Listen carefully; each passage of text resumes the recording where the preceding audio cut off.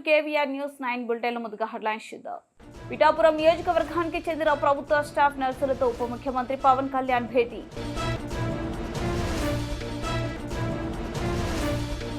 1,75,000 ఎకరాలు తాకట్టు పెట్టేందుకు రేవంత్ రెడ్డి సర్కారు కుట్ర. ఎమ్మెల్సీ కవిత. బంజారా సాహసవంతుడి నివాళులు అర్పించిన టీజీబీఎఫ్. రాజ్యాంగ పరిరక్షణ వేదిక ఆధ్వర్యంలో సైనికుడు మురళీ నాయక్ ఘనంగా ఆశ్రు నివాళులు. భక్తులతో పోటెత్తిన అంకమ్మ మహాలక్ష్మి తల్లి జాతర. వైద్య రంగంలో నర్సులు అందిస్తున్న సేవలు అనన్య సామాన్యమని పవన్ కళ్యాణ్ కొనియాడారు. ఫ్లోరెన్స్ నైటింగేల్ స్ఫూర్తితో రోగులకు స్వస్తి కలిగేలా వృత్తికి గౌరవాన్ని తీసుకొస్తున్నారని పేర్కొన్నారు. నిస్వార్థంగా వారు అందించే సేవలు వెలకట్టలేనివన్నారు. నర్సులు చేతి స్పర్శ కూడా రోగిలో మానసిక స్థైర్యంతో పాటు స్వంతన కలిగిస్తుందని తెలిపారు. అంతర్జాతీయ నర్సులు దినోత్సవాన్ని పురస్కరించుకుని మంగళగిరిలోని క్యాంప్ కార్యాలయంలో పిఠాపురం నియోజకవర్గం పరిధిలోని ప్రభుత్వ ఆసుపత్రిలో పనిచేస్తున్న స్టాఫ్ నర్సులతో ఆయన సమావేశమయ్యారు. ఉత్తమ సేవలు అందించిన 8 మందిని సత్కరించారు. వారి సమస్యలు అడిగి తెలుసుకున్నారు. ఈ సందర్భంగా పవన్ కళ్యాణ్ మాట్లాడుతూ విధి నిర్వహణలో ఎంతో మంది రోగుల ప్రాణాలు కాపాడుతున్న నర్సుల సేవలను ఎవరూ మర్చిపోరు. మీరు పడే శ్రమ కష్టం నాకు తెలుసు. కోవిడ్ సమయంలో ప్రాణాలను సైతం లెక్క చేయకుండా విధులు నిర్వర్తించిన విధానం మరవలేమని ఆయన కొనియాడారు.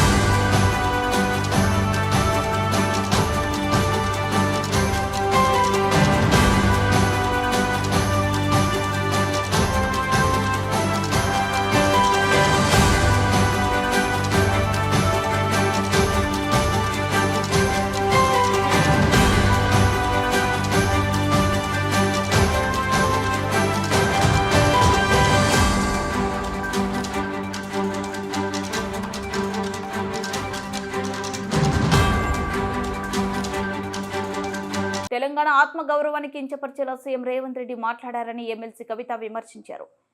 టీజీఐఐసీలో 1.75 లక్షల ఎకరాలను కేసీఆర్ అందుబాటులో ఉంచారని, ప్రస్తుత ప్రభుత్వం ఆ భూమిని తాకట్టు పెట్టేందుకు కుట్ర చేస్తుందని విమర్శించారు. దీనికి సంబంధించిన తన వద్ద నిర్దిష్టమైన ఆధారాలు ఉన్నాయని చెప్పారు. తెలంగాణ భవనంలో ఆమె మీడియాతో మాట్లాడారు. టీజీఐఐసీని పబ్లిక్ లిమిటెడ్ కంపెనీగా మార్చడానికి ప్రభుత్వం రహస్య జీవోను విడుదల చేసిందన్నారు. కంపెనీ హోదాను మార్చడం ద్వారా మరిన్ని వేల కోట్ల రుణం పొందాలని ప్రభుత్వం ఆలోచిస్తుందని చెప్పారు. తెలంగాణ భూములను స్టాక్ ఎక్స్చేంజ్లో కుదువ పెట్టేలా కుట్ర జరుగుతుందని విమర్శించారు. పోయిన ప్రభుత్వం అప్పులు ఎట్లా చేసింది, రాష్ట్రాన్ని ఎట్లా దివాలా తీసిపించింది అనేటటువంటి అంశాల మీద మాట్లాడడం, అదేవిధంగా పదే వేల కోట్ల రూపాయలు అప్పులు తీసుకొని రావడం, ఖజానా మీద భారాన్ని పెంచడం, కానీ తెచ్చినటువంటి అప్పుతోనే ఒక్కటి కూడా పనికొచ్చేటటువంటి పని చేయకపోవడం అన్నది మనం గత 16 నెలలుగా చూస్తున్నటువంటి సందర్భం. అంతేకాకుండా మన రాష్ట్రానికి సంబంధించినటువంటి గౌరవ ముఖ్యమంత్రి గారు నిన్నగాక మొన్న మాట్లాడినటువంటి మాటలు కూడా మనందరం కూడా చూసినాం. తెలంగాణ ఆత్మగౌరవాన్ని కించపరిచే విధంగా, నేను ఒక రాష్ట్ర ముఖ్యమంత్రిగా ఎక్కడికి పోతున్నా నన్ను చెప్పుల దొంగను చూసినట్టు చూస్తున్నారని అంత నీచమైనటువంటి మాటలు, నిజంగా అట్లాంటి మాటలు చెప్పాలంటే ఇబ్బంది అనిపించినా ఆయన నోటి నుండి అట్లాంటి మాటలు వినడం అన్నది తెలంగాణ ప్రజలకు అవమానం. అది సీఎం చైర్కి అన్నది పక్కన పెడితే మనది అన్ని రాష్ట్రాల్లాగా కాదు. మనం ఆత్మగౌరవంతో పోరాటం చేసి 60 ఏళ్ళు సాధించుకున్నటువంటి రాష్ట్రం. అటువంటి రాష్ట్రాన్ని ఎంత గౌరవప్రదంగా మనం కాపాడుకుంటే అంత బాగుంటుంది. కానీ తెలంగాణ ఆత్మగౌరవాన్ని కించపరిచే విధంగా ముఖ్యమంత్రి గారు మాట్లాడడం బాధాకరం. అయితే ముఖ్యమంత్రి గారి మాటల వెనకాల ఆక్రోశము, బాధ వేరే ఉన్నది. ఏంది వేరేది? మొన్ననే మనం చూసినాం 400 ఎకరాలు కంచగచ్చిబౌలి భూముల్ని కుదోబెట్టి 10,000 కోట్ల రూపాయలను అప్పుగా తీసుకొని రావడం జరిగింది. యావత్ ప్రపంచం ముందు తెలంగాణ పరువు తీసినటువంటి ఉదంతాన్ని కూడా చూసినాం. అక్కడ ఉన్నటువంటి నెమళ్లను చెట్లను అన్నిటినీ నాశనం చేస్తే ప్రపంచవ్యాప్తంగా ఉన్న పర్యావరణవేత్తలందరూ కూడా బాధపడ్డ విషయం చూసినాం. మరి ఎందుకంత పట్టుదల, ఎందుకు ఆ భూములు అమ్మాలి, ఎందుకు 10,000 కోట్లు తెచ్చుకోవాలి అంటే ముఖ్యమంత్రి గారు కంప్లీట్గా ఆలోచన ఏంటంటే తెలంగాణ రాష్ట్రంలో టీఎస్ఐఐసిలో, ఇదివరకు టీఎస్ఐఐసి అన్నాము, ఇప్పుడు వాళ్ళు టీజీఐఐసి అంటున్నారు, ఇండస్ట్రియల్ ఇన్ఫ్రాస్ట్రక్చర్ డెవలప్మెంట్ కార్పొరేషన్లో 1,75,000 ఎకరాల పైచిలకు భూమి కేసీఆర్ గారు జమ చేసి పెట్టిండ్రు. కేవలం హైదరాబాద్లో కాదు, జిల్లాలలో ఉన్నటువంటి అన్ని కేంద్రాలలో కూడా ఫ్యూచర్లో ఇండస్ట్రియల్ ఎక్స్పాన్షన్ కోసం అని చెప్పి టీఎస్ఐఐసిని ఒక స్ట్రాంగ్ పవర్ఫుల్ ఎంటిటీగా తయారు చేసి పెట్టిండ్రు. ఇవాళ రేవంత్ రెడ్డి గారి కుట్ర ఏంటంటే ఆ భూములన్నింటినీ కూడా కుదవబెట్టాలి. కంచగచ్చిబౌలి శాంపుల్ మాత్రమే 1,75,000 ఎకరాల తెలంగాణ వ్యాప్తంగా ఉన్న భూముల్ని కుదవబెట్టడానికి ఒక మంచి కుట్రపూరితమైనటువంటి స్కెచ్ రేవంత్ రెడ్డి గారు తయారు చేసుకున్నారు. మరి తయారు చేసుకున్నారు, కానీ ఆ విషయాన్ని ప్రజల నుంచి దాచిపెట్టాలనేటటువంటి ప్రయత్నం చేస్తున్నారు. మీ అందరికి కూడా తెలుసు, నా దగ్గర నిర్దిష్టమైనటువంటి ఆధారాలు లేకపోతే నేను మాట్లాడను. ఇవాళ నా చేతిలో ప్రభుత్వం ఇచ్చినటువంటి జీవో నంబర్ 12 ఉన్నది. జీవో నంబర్ 12 ఈ జీవో ఏప్రిల్ 11వ తారీఖున ఇచ్చిరు ఈ సంవత్సరంలో. కానీ ఇది మీకు ఎక్కడ ప్రభుత్వ వెబ్సైట్లో కనబడదు, ఇండస్ట్రియల్ ఇన్ఫ్రాస్ట్రక్చర్ కార్పొరేషన్ వెబ్సైట్లో కనబడదు, ఎక్కడ కూడా కనబడదు. ఎందుకు ఇంత రహస్యం, ఎందుకోసం దాచిపెట్టినరు, ఏమున్నది ఈ జీవోలా, ఇది చెప్పడానికే నేను ఇవాళ తెలంగాణ ప్రజల ముందుకు రావడం జరిగింది. ఈ జీవోలో ఏం చెప్తుందంటే ప్రభుత్వము ఇప్పటి వరకు Telangana state industrial infrastructure corporation అనేటటువంటిది ఒక ప్రైవేట్ లిమిటెడ్ కంపెనీగా ఉన్నది. ఇప్పుడు దాన్ని రేవంత్ రెడ్డి గారి ప్రభుత్వం నిర్ణయం తీసుకొని పబ్లిక్ లిమిటెడ్ కంపెనీ కింద మార్చడం జరిగింది.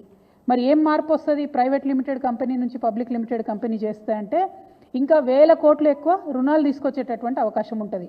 మొత్తం తెలంగాణలో ఉన్నటువంటి 1,75,000 ఇండస్ట్రియల్ ఐడెంటిఫైడ్ భూములు ఏవైతే ఉన్నాయో వాటిని అన్నిటినీ కూడా స్టాక్ ఎక్స్చేంజ్లో కుదవబెట్టేటటువంటి అవకాశం వస్తుంది. అందుకోసమే ప్రైవేట్ లిమిటెడ్ కంపెనీ ఉన్నటువంటి టీఎస్ఐఐసిని ఇలా పబ్లిక్ లిమిటెడ్ కంపెనీగా రేవంత్ రెడ్డి గారు మార్చడం జరిగింది. మార్చడంతోనే దీంట్లో ఏమొచ్చింది, ఇదే జీవోలో చెప్తారు, మార్చుతూ వాళ్ళు నిర్ణయం తీసుకుంటే ఏమొచ్చిందంటే the company got listed on 11/12/2024 at National Stock Exchange and the company status got change to high value debt listed entity. అంటే హై వాల్యూలో డెట్ తీసుకోవడానికి, అప్పులు తీసుకోవడానికి, 1,000 కోట్ల అప్పులు తీసుకోవడానికి ద్వారాలు తెరిచినటువంటి ప్రభుత్వం కాంగ్రెస్ ప్రభుత్వం, తెరిచినటువంటి ముఖ్యమంత్రి గారు రేవంత్ రెడ్డి గారు. ఇవాళ నేను రేవంత్ రెడ్డి గారిని అడుగుతా ఉన్నా, మీరు ఒకవేళ ప్రైవేట్ లిమిటెడ్ కంపెనీ నుంచి పబ్లిక్ లిమిటెడ్ కంపెనీ చేస్తే పబ్లిక్ దగ్గర ఈ విషయం ఎందుకు దాచిపెట్టినరు? నెల రోజులైతే ఈ విషయాన్ని, ఈ జీవోను ఎందుకు మీరు వెబ్సైట్లో పెడతలేరు? ఎందుకు మీరు ఎక్కడ సమావేశాల్లో చెప్తలేరు? ఒకవేళ ఈ మార్పు చేయడానికి, private limited to public limited చేయడానికి మీరేమైనా నిపుణుల కమిటీ వేసిండ్రా? ఎందుకోసం తెలంగాణ భూములన్నీ తీసుకుపోయి స్టాక్ ఎక్స్చేంజ్లో కుదవబెడుతున్నారు? స్టాక్ ఎక్స్చేంజ్ మన చేతిలో ఉంటుందా? దానిలో ఒకసారి లాభాలు రావచ్చు, ఒకసారి నష్టాలు రావచ్చు. ఒకవేళ నష్టం వస్తే తెలంగాణలో మనం జమ చేసి పెట్టుకున్నటువంటి 1,75,000 ఎకరాలు వాటి భవితవ్యం ఏంటిది? మన పిల్లల భవిష్యత్ ఎట్లా? రేపు ఎవరైనా కొత్తగా పెట్టుబడులు పెడదామని వస్తే వాళ్ళకి ఏం భూములు ఇస్తాం, మనము ఎట్లా ఫెసిలిటీస్ క్రియేట్ చేస్తాము? అంటే మీరు తెలంగాణ రాష్ట్ర భవిష్యత్తు మీద ఏమాత్రం ఆలోచన లేకుండా డైరెక్ట్గా పబ్లిక్ లిస్టెడ్ కంపెనీ చేసి దీన్ని స్టాక్ ఎక్స్చేంజ్లో లిస్ట్ చేయడం అన్నది చాలా దారుణం. ఈ విషయాన్ని ప్రజలకు చెప్పకపోవడం అన్నది మరింత దారుణం. నేను ఇవాళ ప్రశ్నిస్తూ ఉన్నాను, మీరు ఎందుకు ఈ మార్పు చేసిండ్రు? మార్పు చేసినట్టయితే ప్రజలకు ఎందుకు చెప్తలేరు? ఇంత రహస్యం ఏమున్నది ఈ జీవోలో అన్నది నేను అడుగుతూ ఉన్నాను. అదేవిధంగా రేవంత్ రెడ్డి గారు ఎప్పుడు మాట్లాడుతూ ఉంటారు, 8 లక్షల కోట్ల అప్పు చేసిరు కేసీఆర్ గారని. నిన్నగాక మొన్న సెంట్రల్ గవర్నమెంట్కి సంబంధించినటువంటి వ్యక్తులే చెప్పిండ్రు, ఈ రోజు కూడా రాష్ట్ర అప్పు 4,20,000 కోట్లు ఉందని చెప్పి సెంట్రల్ గవర్నమెంట్ నుంచి పార్లమెంట్లో ఇచ్చినటువంటి జవాబు ఆధారంగా చెప్పిండ్రు. కానీ ఈ 16 నెలల్లో రేవంత్ రెడ్డి గారు తీసుకొచ్చినటువంటి అప్పు 1,80,000 కోట్లు దాటిపోయింది. ఆ తర్వాత కొంచెం మేము స్టడీ చేసినాం, మరి 1,80,000 కోట్లు అప్పు తెచ్చిండు ముఖ్యమంత్రి గారు, ఈయన ఏం చేసిండు దీంతోనే అని. ఒక ప్రాజెక్టు కట్టలేదు, పూర్తిగా రైతు భరోసా ఇవ్వలేదు, పూర్తిగా రైతు బీమా ఇవ్వలేదు, పూర్తిగా రుణమాఫీ చేయలేదు, ఒక పెన్షన్ పెంచలేదు, తులం బంగారం ఇవ్వలేదు, మహాలక్ష్మి పథకం పెట్టలేదు, ఆడపిల్లలకు స్కీమ్ ఇవ్వలేదు. ఏమీ చేయలేదు. కానీ తెచ్చిన 1,80,000 కోట్లు మాత్రం ఆరత కర్పూరం కరిగిపోయినట్టు కరిగిపోయినాయి. లెక్కలు బాగా తీస్తే తెలిసింది ఏంటంటే కేవలం 80,000 కోట్లు మాత్రమే ఇదివరకు చేసినటువంటి అప్పులు చెల్లించడానికి ఈ ప్రభుత్వం ఉపయోగించింది. ఇంకా 1,00,000 కోట్లు ఎక్కడికి పోయినాయి? మరి ఆ జవాబు చెప్పాల్సినటువంటి అవసరం ప్రజలకు ఉంది. ఇవాళ నేను డెఫినెట్గా ఆధారాలతో ఆరోపణ చేస్తూ ఉన్నాను. 1,00,000 కోట్ల రూపాయలు రేవంత్ రెడ్డి గారు పెద్ద కాంట్రాక్టర్లకు పేమెంట్లు చేసిండ్రు. ఒక తట్టెడు మట్టి కూడా ఎత్తిపోయకుండా 1,00,000 కోట్ల రూపాయలను కాంట్రాక్టర్లకు పేమెంట్ చేసిర్రు. ఇక కాంగ్రెస్ సర్కార్ విషయం మీ అందరికీ తెలిసిందే. వాళ్ళు 20% సర్కార్ కమిషన్ కాబట్టి 20% కమిషన్ సర్కార్ కాబట్టి అందులో 20,000 కోట్లు డైరెక్ట్గా రేవంత్ రెడ్డి గారి సొంత ఖజానాకు పోయిందని ఇవాళ నేను ఆరోపణ చేస్తూ ఉన్నాను. ఇది తప్పైతే ప్రభుత్వం తరఫు నుండి శ్వేతపత్రం రిలీజ్ చేయండి. మీరు 1,00,000 కోట్లు ఏం చేసిండ్రో చెప్పండి. 80,000 కోట్లు మీరు డెట్ పే చేసినట్టు మొన్న బడ్జెట్లో ఇచ్చినటువంటి డాక్యుమెంట్స్ ద్వారా తెలిసింది. కానీ ఇంకా ఎందుకు అప్పు తెస్తున్నారు? తెస్తుంటే దానికి ప్రణాళిక ఎక్కడ ఉంది? ఏం ప్రాజెక్టు కట్టిండ్రు? ఇవాళ నేను కాదు, గ్రామాలలో ఉన్నటువంటి ప్రజలు బాధపడుతున్నారు. పల్లె ప్రగతి మొత్తం పడకేసింది. కనీసం మోరీలు క్లీన్ చేసేటటువంటి పరిస్థితి లేదు. ఈ జీతాలు ఇచ్చేటటువంటి పరిస్థితి లేదు. మరి ఎందుకు ఇన్ని వేల కోట్లు అప్పు తెస్తున్నారు? ఎందుకు రాష్ట్ర భవిష్యత్తును ఇబ్బంది పెట్టేటటువంటి పరిస్థితి క్రియేట్ చేస్తున్నారని నేను ముఖ్యమంత్రి గారిని డిమాండ్ చేస్తూ ఉన్నాను. ప్రభుత్వం ఖచ్చితంగా శ్వేతపత్రం ఇవ్వాలని కూడా డిమాండ్ చేస్తూ మరి తెలంగాణ రాష్ట్ర గౌరవాన్ని ఒక పక్క తాకట్టు పెడుతున్నారు, అవమానపరుస్తున్నారు. ఇంకొక పక్క తెలంగాణ బిడ్డల భవిష్యత్తును కూడా నేషనల్ స్టాక్ ఎక్స్చేంజ్లో మీరు తాకట్టు పెడుతున్నారు. దీన్ని మేము తీవ్రంగా ఖండిస్తున్నాం. ఒకవేళ మీరు ప్రైవేట్ లిమిటెడ్ కంపెనీ నుండి పబ్లిక్ లిమిటెడ్ కంపెనీని చేయడంలో నిపుణుల యొక్క సూచనలు లేకపోతే ఈ నిర్ణయాన్ని వెనక్కి తీసుకోవాలని కూడా ఈ సందర్భంగా నేను ప్రభుత్వాన్ని డిమాండ్ చేస్తున్నాను. సరైనటువంటి రీసెర్చ్ చేసిన తర్వాతనే ఇట్లాంటి మార్పులు జరగాలి. అది కూడా ప్రజల నాలెడ్జ్లో ఉండి జరగాలని చెప్పి నేను ప్రభుత్వాన్ని డిమాండ్ చేస్తూ ఉన్నాను. Thank you. జై తెలంగాణ. ఎవరికి ఇస్తారే? వాళ్ళ సొంత మంత్రి గారు ఉన్నారు, వారికి ఒక పెద్ద కంపెనీ ఉన్నది, ఇంకొక మెగా కంపెనీ ఉన్నది. అట్లాంటి వాళ్ళకి తప్ప ఎవరికి ఇస్తారు? సర్పంచ్లకు బిల్లులు ఇస్తలేరు, ఎక్కడా కూడా పెండింగ్ పనులు గ్రామాలలో చేస్తలేరు. కేసీఆర్ గారు ఇచ్చినటువంటి రోడ్ ప్రాజెక్టులు కావచ్చు, చెరువు పూడిక తీసేటటువంటి కార్యక్రమాలు కావచ్చు, వాటిని అన్నింటినీ కూడా యునానిమస్గా క్యాన్సిల్ చేసిండ్రు. ఈ 16 నెలల్లో ఎక్కడన్నా ఒక చెరువునన్నా మట్టి తీసిండ్రా? ఎక్కడన్నా ఒక చిన్న తట్టెడు మట్టి ఎత్తి పోసిండ్రా? అది ప్రజల దృష్టిలో ఉన్నది. సో వీళ్ళు ఎంతసేపు ఏంటంటే పెద్దోళ్ళకి 1,00,000 కోట్లు ఇవ్వాలి, దానిలోకి 20% కమిషన్ తీసుకోవాలి. ఈ ఎజెండా మీద ప్రభుత్వం నడుస్తున్నట్టుగా తెలుస్తోంది.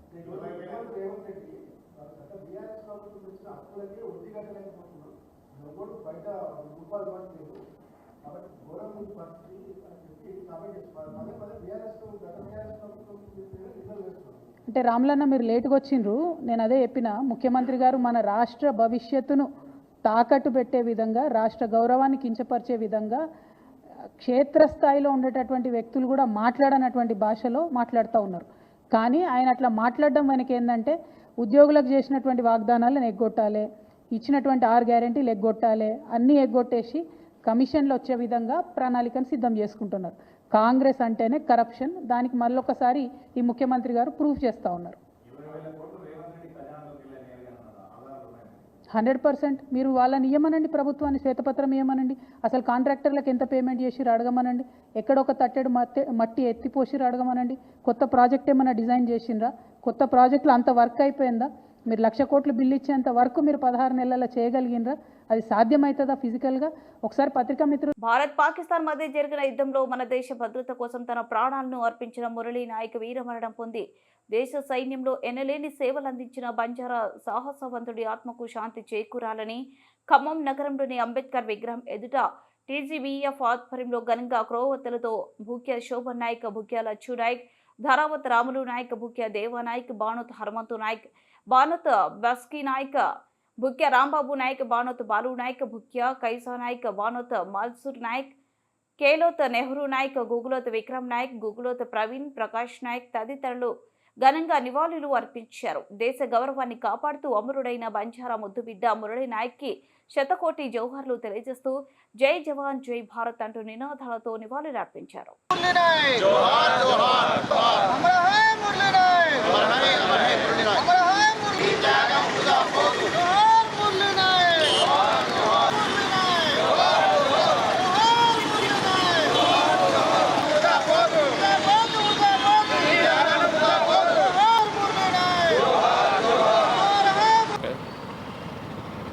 ఈరోజు ఖమ్మంలోని జెడ్పీ సెంటర్లో మన భారతమాత ముద్దుబిడ్డ వీర సైనికుడు మురళీ నాయక్ పాకిస్తాన్ భారతదేశం యుద్ధంలో కాశ్మీరు సరిహద్దుల్లో జరిగిన కాల్పుల్లో వీరమరణం పొందిన సందర్భంగా వారికి ఘనంగా శ్రద్ధాంజలిని ఘటిస్తూ తెలంగాణ గోర్ బంజారా ఎంప్లాయీస్ ఫెడరేషన్ తరపున అదేవిధంగా వివిధ నాయకుల సమక్షంలో ఈ రోజున ఈ కార్యక్రమాన్ని ఇక్కడ విజయవంతంగా నిర్వహించడం జరుగుతుంది. మరి ఈ యుద్ధంలో వీరమరణం పొందినటువంటి భారతమాత ముద్దుబిడ్డ మన మురళీ నాయక్ ఆత్మకి శాంతి చేకూరాలని, అదేవిధంగా వారి తల్లిదండ్రులకి మన సంఘం తరపున ప్రగాఢ సానుభూతిని తెలియజేస్తా ఉన్నాం. అదేవిధంగా వారి కుటుంబాన్ని కేంద్ర రాష్ట్ర ప్రభుత్వాలు సముచితంగా గౌరవించి వారి యొక్క తల్లిదండ్రులు చాలా బీద స్థితిలో ఉన్నారు. వారు ఇతర భారత్ పాకిస్తాన్ దేశాల మధ్య జరుగుతున్న యుద్ధంలో భారతదేశం కోసం తమ ప్రాణాలను అర్పించిన సైనికుడు మురళీ నాయక్, సబ్ ఇన్స్పెక్టర్ ఇంతియాజ్ల త్యాగం ముస్లిం మైనార్టీ గిరిజన సమాజానికి చిరస్మరణీయంగా నిలుస్తుందని రాజ్యాంగ పరిరక్షణ వేదిక వ్యవస్థాపకులు సయ్యద్ సాదిక్ అలీ అన్నారు. ఖమ్మం నగరంలోని సంస్థ కార్యాలయంలో భారత్ పాకిస్తాన్ యుద్ధ భీకర పోరులో అమరులైన వారికి అసలు నివాళులు అర్పించారు. పాక్ బలగాలు జరిపిన నిర్వీర్యమైన కాల్పుల్లో జమ్మూ కాశ్మీర్లో భారత జవాన్గా నిలుస్తుందన్న ఎస్ఐ ఇంతియాజ్ మురళీ నాయక్ ప్రాణాలు కోల్పోయిన విషయం ప్రతి భారతీయుడి హృదయాన్ని కలిచివేసిందన్నారు.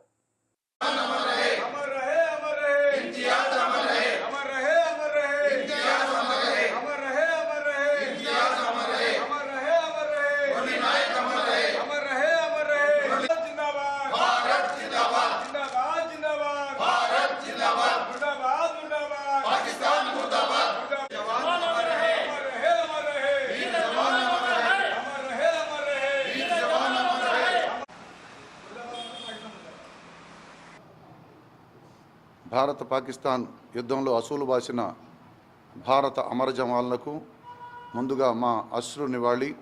అమెరికా అధ్యక్షుడు డొనాల్డ్ ట్రంప్ నేరుగా యుద్ధం ఆపాలంటూ ప్రపంచ మానవాళికి అస్త్రశస్త్రాలు అమ్మే దేశమే అస్త్రశస్త్రాలు విడనాడండి అని కోరుతుంది. సీజ్ ఫైర్కి ఒప్పుకోవడం జరిగింది పాకిస్తాన్, భారతదేశం సీజ్ ఫైర్ అమలు చేస్తున్నా పాకిస్తాన్ ఏదైతే ఉందో సీజ్ ఫైర్ని ఉల్లంఘించి మళ్ళీ తన కుటిల బుద్ధిని చాటుకోవడం అనేది ఆ దేశానికే పెను ప్రమాదం. అలాంటి కుటిల బుద్ధిని ప్రదర్శించి లైన్ ఆఫ్ కంట్రోల్లో దాటి వాళ్ళు ఏదైతే నిన్న రాత్రి ఏదైతే మళ్ళీ వారు ఫైర్కి పాల్పడ్డారో దానివల్ల ఆ దేశానికి పెద్ద ప్రమాదం జరిగేది ఇది ఉంది. ఎందుకంటే పాకిస్తాన్ తన కుటిల బుద్ధిని చాటుకుంది. ఆ కుటిల బుద్ధిని విడనాడి సీజ్ ఫైర్ ఏదైతే అన్ని దేశాలు ఏదైతే చెప్పాయో సీజ్ ఫైర్ని అమలు చేసుకోవాల్సిందిగా కోరుచున్నాం. లేని పక్షంలో ప్రపంచ పటం నుండి పాకిస్తాన్ మటుమాయం అవ్వడం ఎంతో దూరంలో లేదు. ఎందుకంటే ఎర్రుపాలెం మండలం మీనవులు గ్రామంలో అంకమ్మ మహాలక్ష్మి అమ్మవార్ల జాతర భక్తులతో పోటెత్తింది. గత 4 రోజులుగా జాతర ప్రారంభమై ఆదివారం రాత్రి ముగింపు రోజున భారీగా తరలివచ్చిన భక్తులు అమ్మవార్లను దర్శించుకొని మొక్కులు చెల్లించుకున్నారు. అనంతరం ఆలయ కమిటీ ఏర్పాటు చేసిన సాంస్కృతిక కార్యక్రమాల్లో తిలకించి ఆనందించామని పలువురు భక్తులు అన్నారు.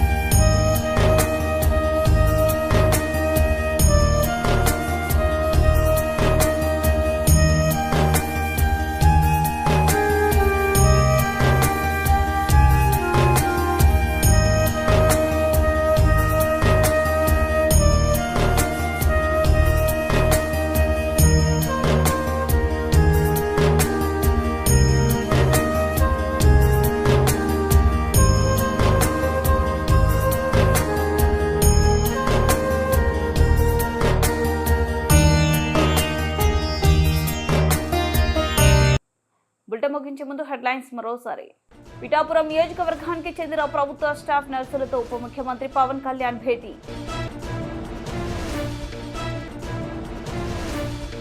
1,75,000 ఎకరాలు తాకట్టు పెట్టేందుకు రేవంత్ రెడ్డి సర్కారు కుట్ర. ఎమ్మెల్సీ కవిత. బంజారా సాహసవంతుడి నివాళులు అర్పించిన టీజీబీఎఫ్. రాజ్యాంగ పరిరక్షణ వేదిక ఆధ్వర్యంలో సైనికుడు మురళీ నాయక్ ఘనంగానే ఆశ్రు నివాళులు. భక్తులతో పోటెత్తిన అంకమ్మ మహాలక్ష్మి తల్లి జాతర.